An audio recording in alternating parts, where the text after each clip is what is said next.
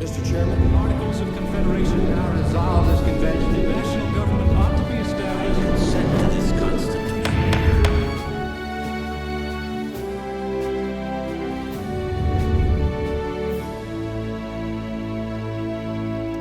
Thank you for joining us for our last lesson, Lesson 12, the last 17 amendments. Once Congress and the ratifying states adopted the Bill of Rights, it was assumed that little or nothing needed to be done to further perfect the nation's great Charter of Liberty. However, in the next dozen years, 2 additional amendments were passed and ratified. Now, some amendments have proven to be an improvement to the Constitution, and others have shown to violate natural law principles for good government. In this segment, we will discuss those 2 amendments and the additional 15 changes or amendments that have made the Constitution. Now, we'll begin there with Amendment number 11. The 11th Amendment provided that a state should not be sued by a citizen of another state. Remember, we already kind of discussed that. The state of Georgia said, whoa, wait, we have not consented to this. And so they passed this amendment saying that you couldn't do that. But the states have now since said that, okay, they're willing to be sued by citizens of other states.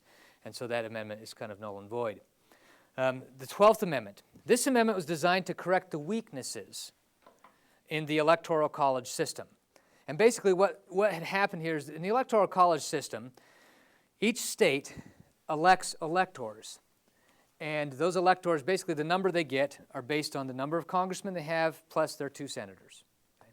And so that determines how many electors. And so they appoint those electors, and those electors get together and they nominate certain people for president. And if those people agree, then they hold an election, and those electors cast their ballots. And whoever had the most ballots cast would be the President of the United States. And whoever earned the second highest would be the Vice President. Well, they very quickly discovered that this was a problem, because what would most assuredly happen almost every time is that you would have one person that would become elected president, and the next runner-up would quite often be a political enemy with the person that won. And so you had the Vice President, who is the one that's going to take the seat if something happens to the president, being the political enemy. So what would that require if we kept that system? You'd probably need a food taster for the president, right? And so they realized this was not a very good idea. And so this 12th Amendment corrected that by making it so that they kind of ran more as a team in order to be elected.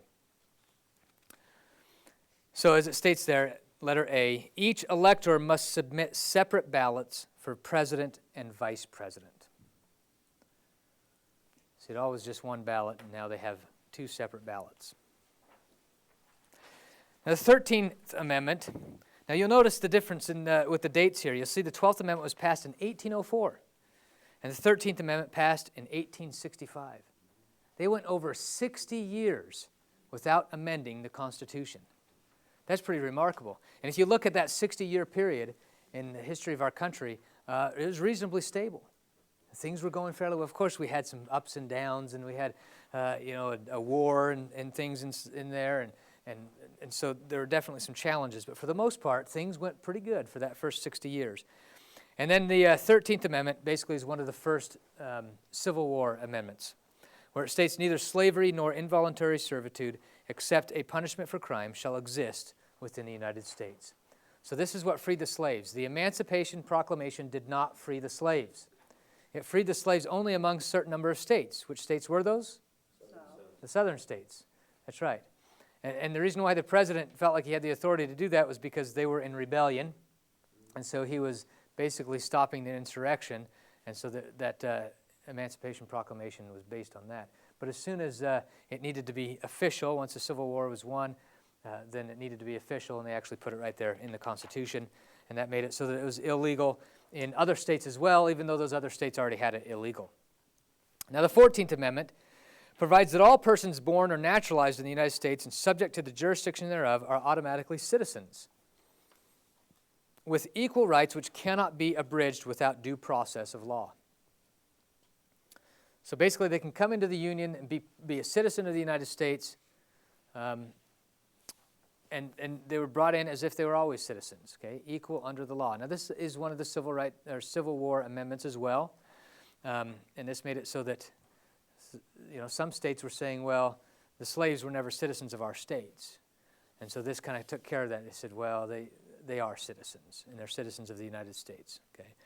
Now, one thing when this amendment was passed, one of the arguments was that once this is passed, then it's going to make it so that any foreigner can come into our country and have a child, and that child will be a citizen.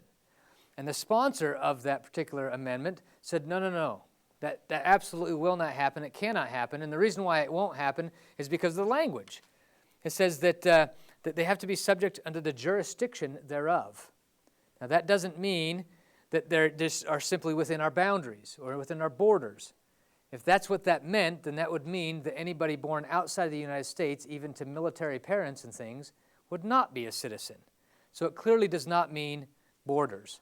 It means under the jurisdiction, which is under the Constitution, right? And so therefore, what does that really mean? Their parents have to be citizens. That's right. So they have to be under the jurisdiction of the United States. And this is why it still works for citizens of the United States to be out of the country and have a child, and their child is still considered a citizen of the United States because it's under the jurisdiction, not within the borders. Okay.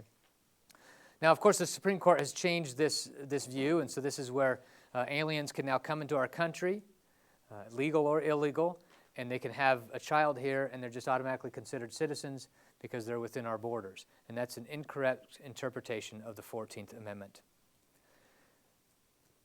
Letter C. This amendment also made all debts or claims against the Confederacy null and void. Null and void. Void is your blank there. So this really, really hurt the South economically. Okay, this is all part of Reconstruction. You know, Abraham Lincoln, he wanted to welcome the South back in with open arms.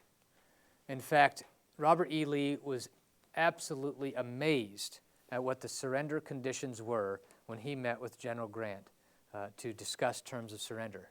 You know what those surrender conditions were? Go home.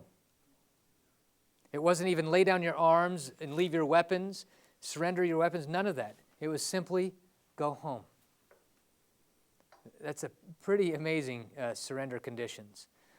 Abraham Lincoln wanted to bring the nation back together, and I believe he had a sincere desire to do so.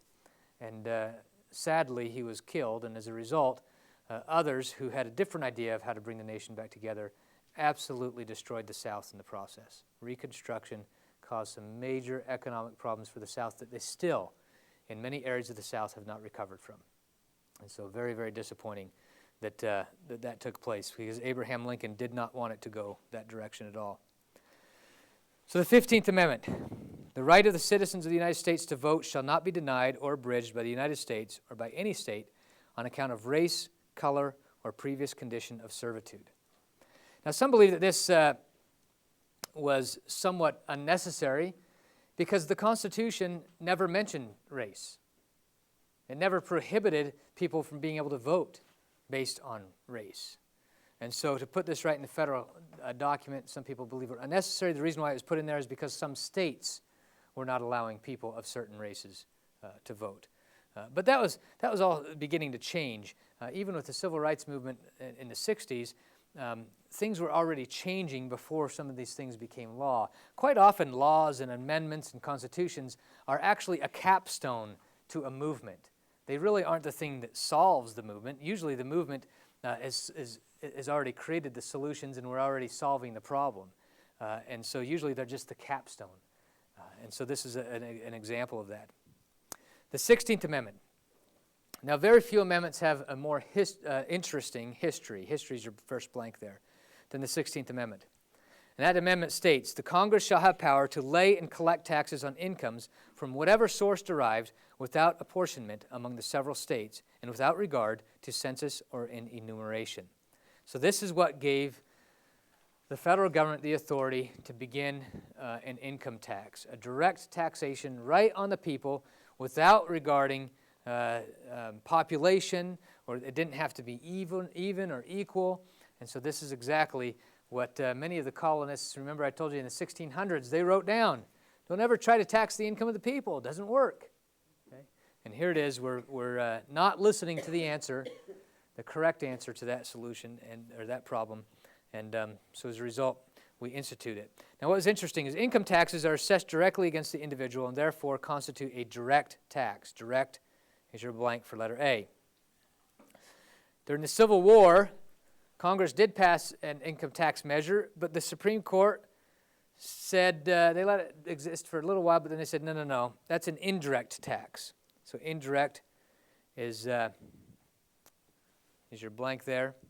And in 1894, the Supreme Court reversed itself, and they said that the income tax is a direct tax after all, and is therefore unconstitutional.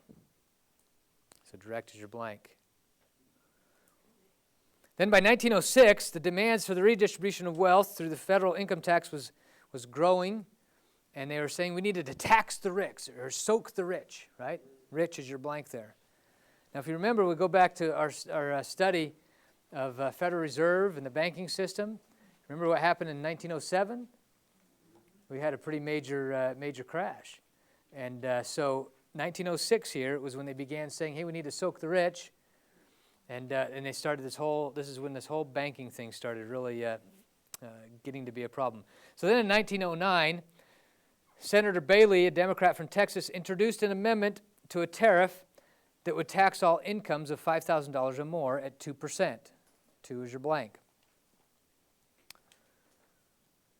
Now this was introduced to embarrass the Republicans by forcing them to openly oppose a measure that was gaining in popularity. And you'll see that this trick is used today as well, okay? So, when it appeared that the Bailey motion was actually going to pass, Republicans frantically wanted to basically get ahead of him, and they, instead of just simply having the income tax in a bill, they said, let's have it as an amendment. So amendment is your blank there. So they're trying to show each other up, you see. And everybody thought, all along the way, everybody thought that at every level, this was going to be shot down because nobody's going to accept an income tax. Right? So they kept shooting it. They thought it's going to shoot down at every level. But here it is. All of a sudden, the plan backfired. The Senate approved the income tax amendment 77-0. After all, as it states here, who wants to be against soaking the rich? Right? It's gaining in popularity. See, this is kind of in the height of the progressive era when we're talking about democracy, and we got to go back to a democracy type thing. And it was all about class warfare, and so you see all this stuff that's happening in this era, and so this is why you get this kind of thing happening. So then, finally, on February 25th, 1913, is when the state legislatures passed it, and it became an amendment. But see, they thought all along that it was going to, no way the states are going to accept it. Sure enough, they ended up accepting it.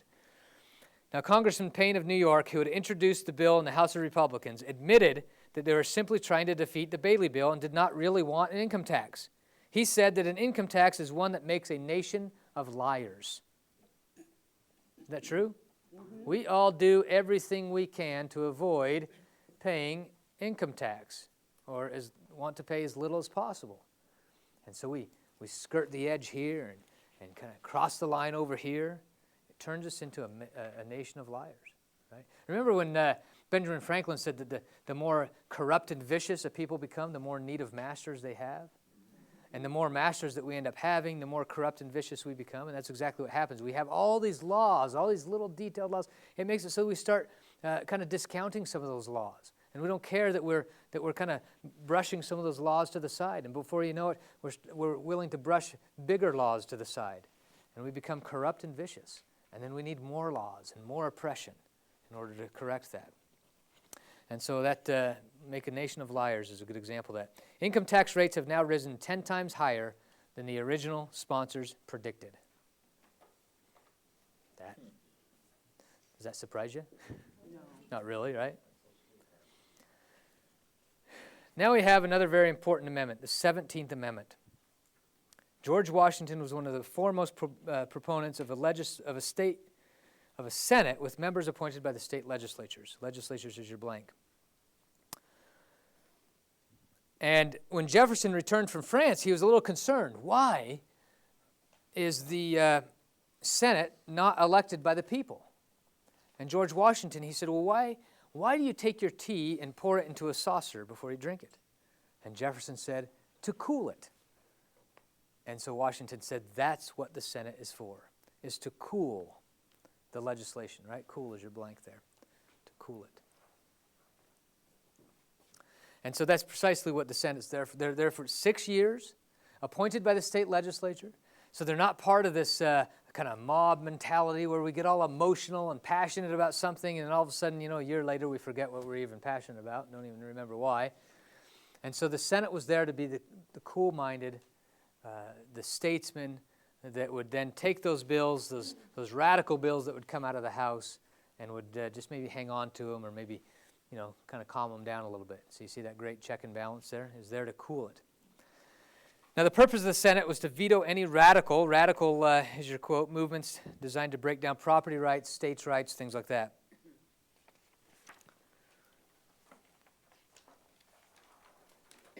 But the House responded to the demands of the populist movement and approved an amendment for the popular election of senators.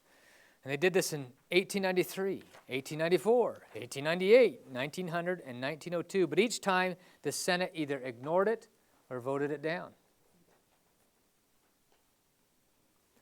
The 17th Amendment was finally pushed through both the House and the Senate in 1911 and was ratified by 3/4 of the states in 1913. And the way that they finally got the Senate to do it is they finally got the people so up in arms, and the people started threatening an amending convention. And so that's one thing that we see is every time an amending convention does start kind of coming up and it looks like that's the direction we want to go, Congress quite often will go ahead and take the action that the people are claiming they want to take an amending convention, because Congress doesn't want to hand over their authority back to the people to amend the Constitution. And this is one of those cases. And the thing that kind of pushed them over the edge and pushed the people over the edge is that there got to be a couple of senators from various states, one in particular from the state of Illinois, who literally purchased his Senate seat. He paid every single state legislator $2,500 for that Senate seat. And when people from other states said, oh, wait, this is we can't have this kind of senator in there, so we want to stop this. And so the people will stop this kind of corruption from taking place. And so we're going to elect senators that are much better, and they're not going to be nearly as corrupt. How well have we done? Right? Now, the thing that's kind of silly about that, when I've had some arguments with people in relation to this, why would you want to return the power back to those crazy, corrupt people at your state legislatures? And my response is always, who elected those state legislators? The people. So you're claiming that your state legislature is corrupt, that's elected by the people, and the very same people that elected that corrupt state legislature is going to do any better electing the senator? So you see, it's not a very good argument, is it? And so anyway, that kind of usually quiets them down a little bit. Events since 1913 have demonstrated that the original designs your blank, of the founders in setting up the Senate as a legislative guardian has been largely emasculated by the 17th Amendment. Now, there's a lot of things that this did. This took away the veto power that the states had in the federal government. And I would venture to make this bold statement, that almost every single one of the problems facing our country today would be solved if we would reverse the 17th Amendment. Because we have absolutely eliminated that vertical check and balance. We did away with the very thing that was supposed to protect us from an overreaching federal government. And all the major problems facing our country today has to do primarily with an overreaching federal government. And so if we were to put that government back in check with the state governments, then we could help stem the tide that's coming from the federal government. Now, I've had a lot of people kind of concerned with that when I bring that up, and they'll say, well, but I just don't want to lose my vote for my senator, because my state legislature is so corrupt. And again, I'll give them that same reasoning that I just gave you, but then I'll also help them kind of think through this a little bit. First of all, men are not angels. James Madison said that. Therefore, we establish governments so that we can put some constraints around these non-angels. So the whole reason why we have a limited government, the whole reason why we have checks and balances, separation of powers, is because governments are inherently going to be corrupt. Right? That's just kind of the direction that they go. And so as a result, the whole reason why we want to put this back in place is because your state legislatures might be corrupted, because the national federal government might be corrupt, because corruption checks corruption and keeps it at bay. And so you've got to have those states, corrupt or not, be represented in the federal government. Because the whole purpose is to keep the federal government from gaining too much power, to stay within its constitutional bounds. Well, it doesn't matter if your state government is corrupt or not. If they're corrupt, in fact, they might even be a better check because they're going to do more to keep the federal government from having power because they want the power themselves. You see? And so that's exactly the whole reason why the founders designed this. The other thing is you might think, oh, but I don't want to lose my vote for my senator. Well, how many of you in this room, by a show of hands, has the personal cell phone number to where you can make a phone call, they'll answer it up and say, how are you doing? The personal cell phone number of your United States Senator. Nobody? How many of you have the personal cell phone number of one of your state representatives or senators? Okay? We're looking at half the people here. Now, think about this for a minute. If you made a phone call right now to your state representative, like if I called my state senator, he's the Senate Majority Leader in Arizona, Senator Andy Biggs, and he's great, close friend, Senate Majority Leader. He's pretty high up there, right? If I call him up right now and say, Andy, you know, John McCain, you got to rein him in. He's way off on this issue. If he made that phone call to John McCain, do you think John McCain's going to answer it? No. But if we went back and reversed the 17th Amendment, and I made that phone call to Senator Biggs and said, can you call Senator McCain? Do you think Senator McCain's going to answer that question or answer that phone call? In a second. Because that's the person that gave him his job. And so you see how much closer it would actually put you to your senators? Because you know who your state representatives are. They live right down the road from you. Your kids go to the same school. You attend the same churches. So you are so much closer to your United States Senator if we go back to the original system than you are today. So losing your vote for your senator does not necessarily mean that you lose your influence for your United States Senator, or you lose your opportunity to have a close contact with them. You actually gain it, a closer contact with them. And if we took care of this issue, then we would solve many, many of the major problems facing our country today. And here's why. If you look at this chart right here, you'll see. Remember when we first showed you this chart after the founders put the Constitution together? That eagle was in the balance center. And those lines, where did they stop? They stopped right at the states. Now those lines are coming all the way down to the individual. That federal government has its hands right in our pockets, right in our lives, and they have everything just intermingling right into our lives. And they're bypassing those states. And how did they bypass those states? First of all, 16th Amendment, income tax. They bypassed the states and reached right in our pockets to take our money. And how did they bypass us when it comes to our elections? They bypassed the states by going right to us to have us elect those senators. States no longer involved there. Okay? And then, what did they also do? They totally took control of our monetary system. Bypassing the states there and just totally bypassed Congress, took control of our monetary system. And all this happened in 1913. That was kind of a dark year for 1913, for America, wasn't it? Now, there is a silver lining on 1913, because in 1913, just across the border in Redmond, Canada, Dr. W. Cleon Skousen was born, the gentleman who wrote a lot of these materials and some of the books and stuff that we've shown you. So there is a silver lining in 1913. But those amendments are very, very critical, especially that 17th Amendment. And I believe that if we took care of those three things that happened in 1913, we would solve this nation's problems for the most part. Of course, we'd still have some issues. We always will. Freedom isn't perfect. Most certainly are not perfect. So there would still be some issues, but certainly not the issues that we have today. Then we have the 18th Amendment. Basically, after 1 year from the ratification of this article, the manufacture, sale, or transportation of liquors within the states and things shall be prohibited. Okay, so this is the prohibition, right? So this is a great example of a good thing done at the wrong level. This is already being done in some counties and states, and they were handling it okay. Of course, You had the moonshiners and stuff going across counties and whatnot.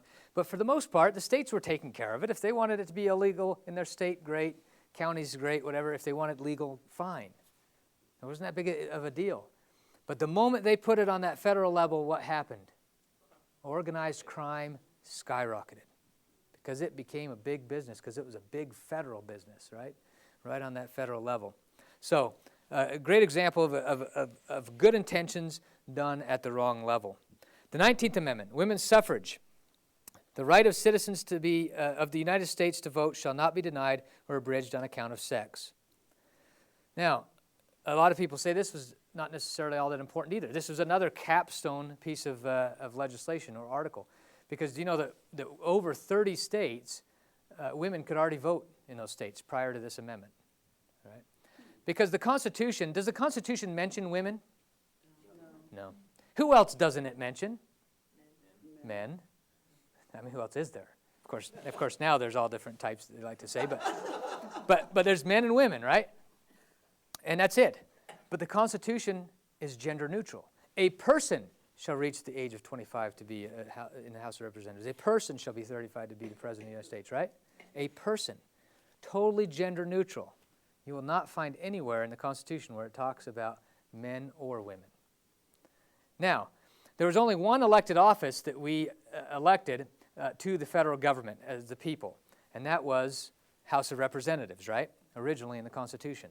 Now, how did they determine who got to vote for the House of Representatives? Did they say, only men can vote, only women could vote, different races, property owners? No, they didn't say any of that. They didn't restrict it at all, other than one thing. Because they got to thinking, well, who should we let vote? And they realized, well, why is it up to us, really? And so what they said is, whoever the states let vote in their popular assemblies, then they can vote for their representative. So in some states, an 18-year-old could. Some states it was 21.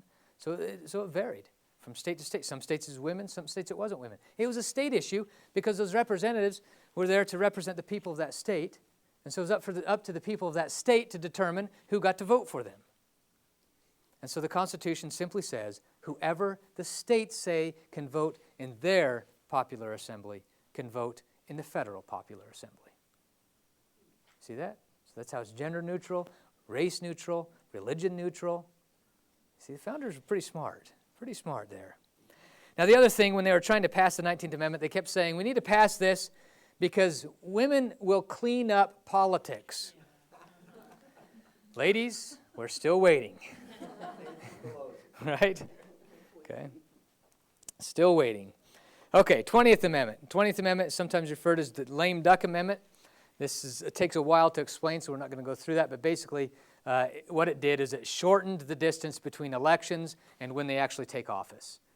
It used to be a much longer period because of traveling and getting the word out and all that kind of stuff, and it made it so that there's this pretty long period. In fact, in some cases, it could be up to 15 months before a member of the House of Representatives that we elected would actually be in their first session of Congress.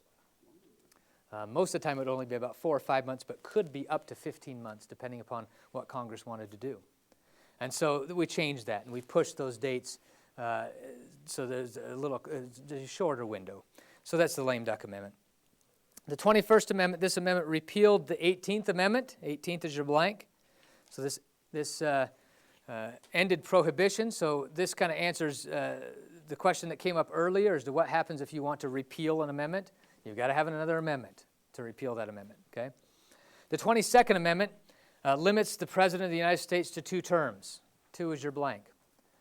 When they were kind of addressing this issue in the Constitutional Convention, everybody kind of looked to George Washington because they were talking about term limits. And when they saw George Washington voting against it, they thought, well, we're pretty sure this guy's going to be the first president, and he's probably got some things in mind that he thinks he needs more than 1 term, because they were actually going to limit it to just 1 term. Hey, he probably needs a little bit more than just 1 term. Obviously, he kind of thinks that. And so they went ahead and they didn't vote for term limits. They also realized that term limits, to a large degree, actually give more power to the government bureaucracy. One thing you got to remember when it comes to term limits is who is the government, really? It's the bureaucracy. Our elected officials are our representatives. So why would we want to limit our representatives against a government bureaucracy that always exists? And so term limits can be kind of dangerous sometimes. We've got to be careful. We fought hard, and we passed term limits in Arizona, and it's been a mistake because now the staffers and the bureaucrats have far more knowledge and understanding and control and things than what our elected officials. All we did was limit our representatives in government. And so that's why you need to be careful with some of that. Now, that's not to say that sometimes term limits are good in some areas under some circumstances. But this all happened as a result of FDR because Washington only took 2 terms. He didn't really even want the second one, but he went ahead and stayed there. But he absolutely stepped down, and every other president followed suit after that. And then FDR ended up running and winning 4 times.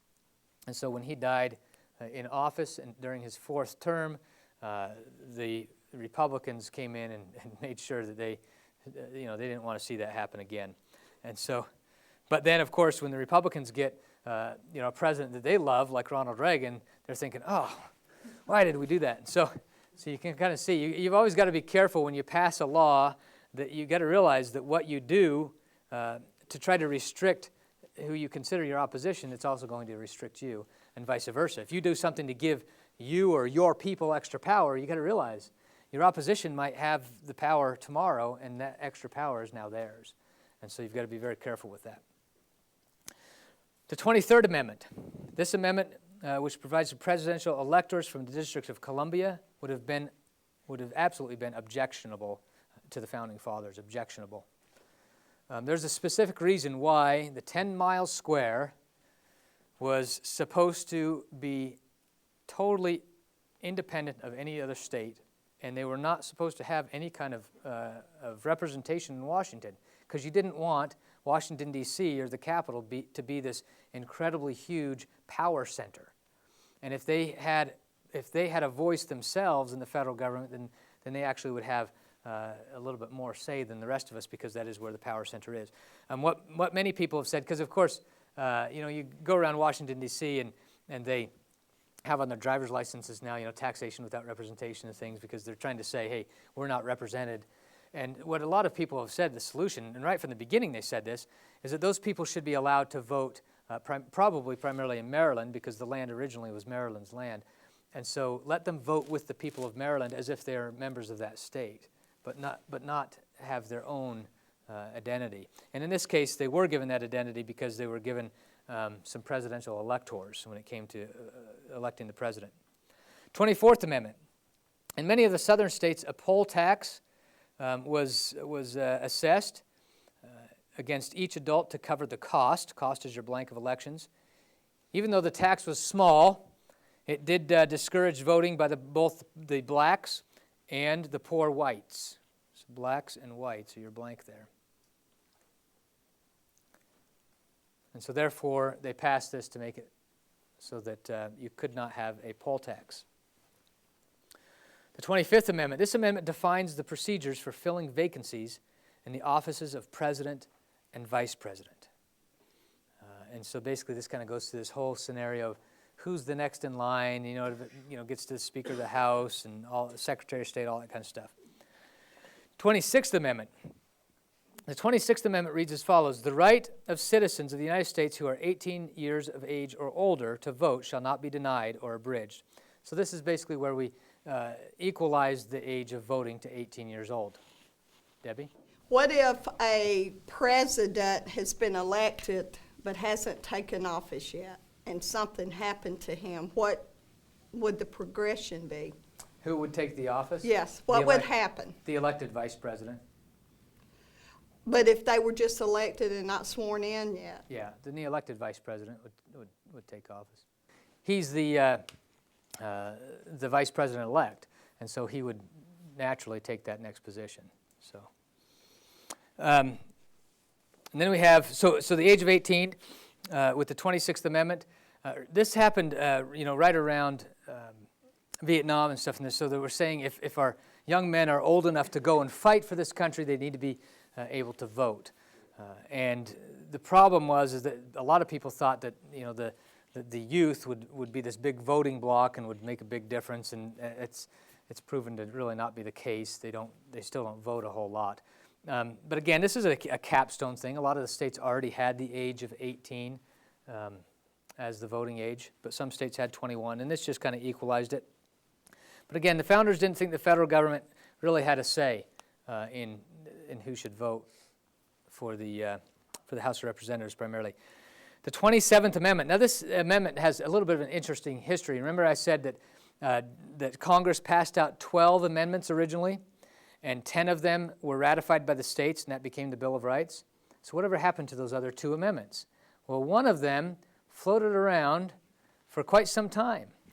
And finally, in 1992, the final state ratified it. And so that amendment was actually one of the original 12 that went out. Now, the reason why it wasn't ratified in the first place is because everybody agreed with it, but they just didn't think, they thought that it was just kind of trivial. It was obvious, and we didn't necessarily need it. And so why do we want to put it in such an important document? And that's where it ensures that any law changing the compensation for senators and representatives will not take effect until the next election. So compensation and election. And it was actually a law student that kind of discovered this and realized that this thing had been floating around for quite some time, and there's only a couple of states that still need to ratify it. So I think mostly out of just fun, probably, this law student went and kind of helped get it pushed and saw it get passed in 1992 as the 27th Amendment. So it's interesting that our last amendment was actually one of the first ones proposed, and it just floated around. Now, most amendments nowadays, when they go out there, they actually put a time constraint on it. If this amendment isn't ratified within 7 years, normally is the normal time frame, then it no longer exists. But in this case, they did not put any kind of time constraint on it. And so as we've gone through those, very quickly gone through those different amendments, that concludes our discussion about the Constitution.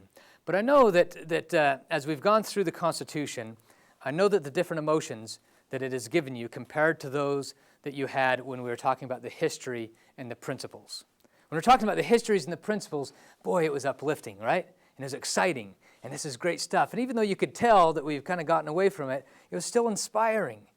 And then we get into the Constitution, and you just really get discouraged because you realize that it has been abused probably to a greater degree than you even realized.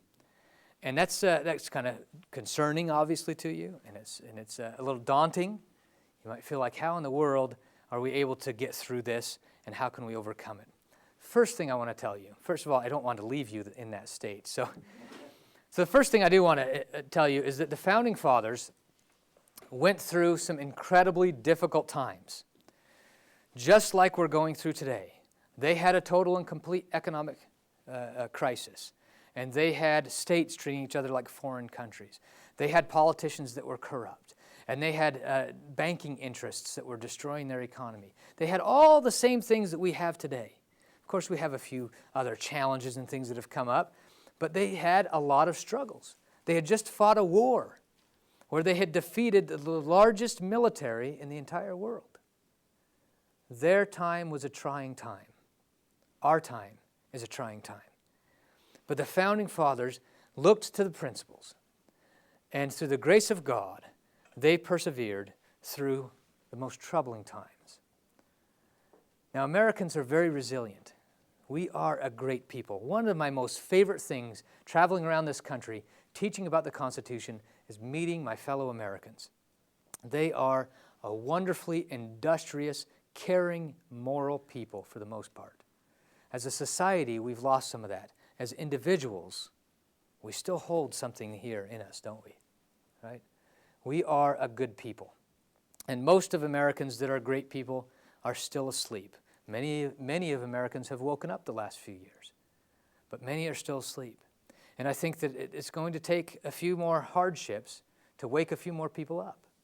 Of course, I don't want to see those hardships. I would much rather see our country experience peace and prosperity in a way that none of us had to worry about our government, that we didn't have to have the burden of government and liberty and freedom, losing those liberties and freedoms on our shoulders. It would be nice if we didn't have that, but we do.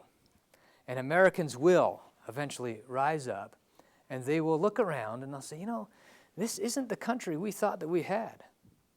And they'll look around and say, what are the solutions? What are the real solutions? Not the political rhetoric, but what are the real solutions? And you're going to say, you know, I sat in a seminar not too long ago, or I watched some DVDs not too long ago, and I learned something interesting. I learned that the formula exists. The formula for peace and prosperity exists. And we can put this back together. Now, I think we've got some hard times. People say, what do you think is coming? I think it's hard times. I think we're going to hit the wall. It doesn't look, from what's happening, it doesn't look like Washington is going to correct itself in any way. And so I think we're going to hit the wall. And what that means, I don't know. Economic collapse, I don't know what that means. But what I do believe is that the federal government will finally have something that takes place that makes us realize that we've got to take our freedom into our own hands. And our states will wake up and realize that they need to take the authority back that they have. They're already starting to do that. Aren't states waking up? Yeah. They are. We are starting to nullify federal law more and more. States are realizing, hey, this is not your authority. It's an exciting thing.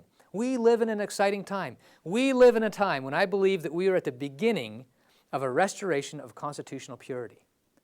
Now, in all periods of restoration, it's always been a trying period, but they've always been glorious periods as well because they're periods of enlightenment and understanding. And we are in that. We are in a period. We are at the beginning stages of this great enlightenment. And hopefully this is the last enlightenment of mankind when we can finally put these principles into effect in a way that the Founding Fathers were never even able to do. Because, see, the Founders still had a couple of dark clouds hanging over their heads, primarily slavery. And they still had some religious freedom issues that they had to get through. And the Founding Fathers said, if you and future generations, see, they knew that we would fall away, because it always happens. But they believed that we would pull it out. And they said, if you and future generations can correct this, and you can get rid of some of these dark clouds, and you can move this forward and truly implement these principles better than we ever could, then you can usher in a period of peace and prosperity that can last for over 1,000 years. And I still believe that that's the truth. America absolutely has the ability to continue to be a light on a hill, an example to all mankind, to illuminate their understanding, and to emancipate the slavish part of mankind all over the earth. But we've got to educate ourselves. Remember, Thomas Jefferson said, the only true corrective to constitutional abuses is education. Enlighten the people, and tyranny and oppression will vanish like evil spirits at the dawn of day. I believe that America still has that role to enlighten the people, not just in America, but all over the world through our example. And I believe that we are still the America that Benjamin Franklin saw when he looked at that sun carved on the back of President Washington's chair and said, I have often, throughout the course of the session, looked at that sun without being able to tell whether it was setting or rising. But now, at length, I have the happiness to know that it is a rising and not a setting sun. America is still that rising sun, but only among the people. We have got to take our Constitution back and protect it. George Washington said, the people are its only keepers. And so we are the only ones that can bring it back. We are the ones that are that rising sun. It is not our government. It's the people. It's the freedom and liberty that we possess. And I still believe that to be the truth. And so I leave you with one last admonition, to go forth and proclaim liberty throughout all the land unto all the inhabitants thereof. Thank you very much.